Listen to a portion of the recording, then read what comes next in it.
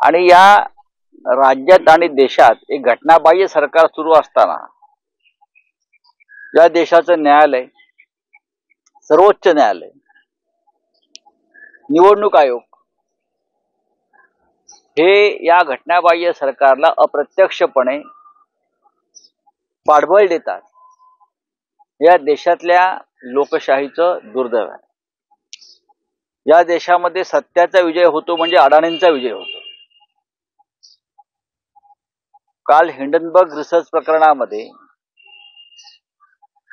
ज्या प्रकारचा निकाल सर्वोच्च न्यायालयानं लावला, आम्हाला त्याच्यावरती कोणतीही टिप्पणी करायची नाही.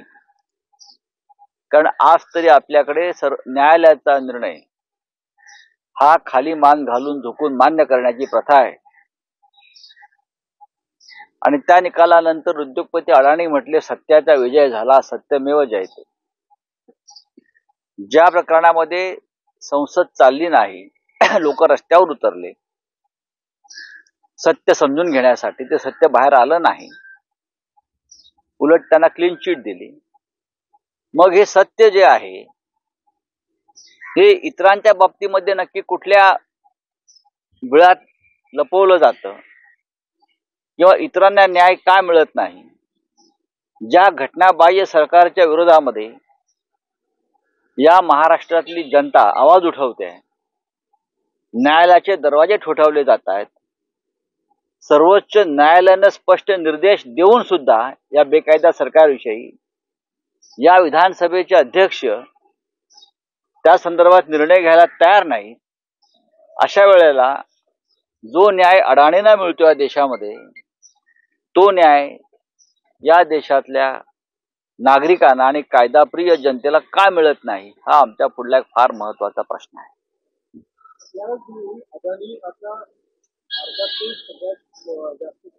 नाही, मला माहिती नाही. अडाणी श्रीमंत आहेत म्हणजे भारतीय जनता पक्ष श्रीमंत आहे. या देशातली 138 कोटी जनता आजही संघर्ष करते. मुठभर लोकांकडे पैसे आहेत. 100 उद्योगपतींची कर्ज माफ होतात, 26 लाख कोटींची, आणि शेतकऱ्यांची कर्ज 2-5 हजाराची माफ होत नाही म्हणून तो आत्महत्या करतो. अडाणींची श्रीमंती ही भारतीय जनता पक्षाची श्रीमंती आहे. ती देशाची श्रीमंती असं मानत नाही. त्यांच्यामुळे देश श्रीमंत झाला असं मानत नाही आम्ही, बरं का. धारावी असेल, वरळी मिठागरा असतील, मुंबईचे किंवा देशातले एअरपोर्ट असतील, बंदरा असतील, सार्वजनिक मालमत्ता असतील, ही एकाच उद्योगपतीला सरकारनं दिल्यावर तो श्रीमंत होणारच.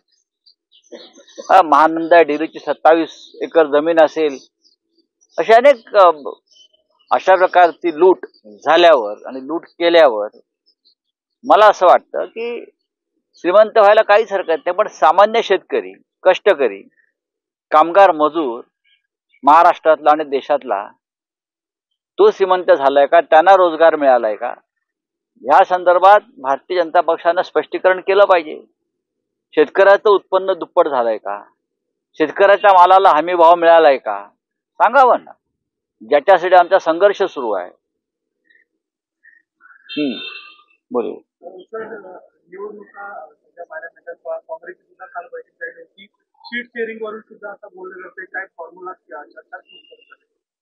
महाराष्ट्रामध्ये म्हणाल तर जागा वाटपाचा फॉर्म्युला वगैरे हा जो शब्द आहे तो चुकीचा आहे. काँग्रेस, शिवसेना, राष्ट्रवादी आणि वंचित बहुजन आघाडी, मी पुन्हा सांगतो की वंचित बहुजन आघाडी यांच्यामध्ये जागा वाटप अंतिम टप्प्यात आलेला आहे. काँग्रेस, शिवसेना आणि राष्ट्रवादीमध्ये कोणतेही मतभेद नाहीत जागा वाटपा संदर्भात. काँग्रेसमध्येही आणि शिवसेनेमध्येही तसे कोणते मतभेद आम्हाला दिसत नाहीत या क्षणी. वंचित बहुजन आघाडी आणि शिवसेना यांची आधीच युती झालेली आहे आणि ती युती असल्यामुळे आणि काँग्रेस आणि राष्ट्रवादीची वंचित बहुजन आघाडीला महाविकास आघाडीत समाविष्ट करून घेण्यात कोणतीही हरकत नसल्यामुळे आम्ही असं मानतो की वंचित बहुजन आघाडी हा सुद्धा महाविकास आघाडीचा एक घटक आहे. आणि त्याच्यामुळे वंचित बहुजन आघाडी म्हणजे माननीय प्रकाश आंबेडकरजी यांच्याबरोबर त्याच सन्मानानं आम्ही चर्चा आणि वाटाघाटी करत आहोत. आणि आपल्याला माहित असेल की या देशामध्ये मोदींचं राज्य असू नये, हुकुमशाहीचं राज्य असू नये, या देशामध्ये लोकशाही टिकावी यासाठी आमच्या बरोबरीनं प्रकाश आंबेडकर महाराष्ट्रात आणि देशामध्ये रान उठवतायत.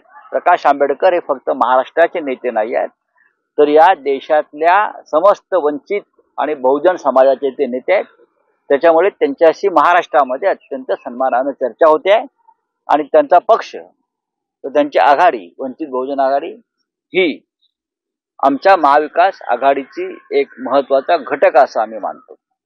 हिंदी में जानना चाहेंगे, विजय वडेट्टीवार का कहना है कि कोई भी सीट शेयरिंग का फॉर्मूला अगर मुझे मालूम है तो इसके बारे में हमें अब जानकारी नहीं है। दिल्ली में बात होगी, क्रेडिट के जो है बेसिस पर ही सीट शेयर किया जाएगा, मेरिट के बेसिस पर।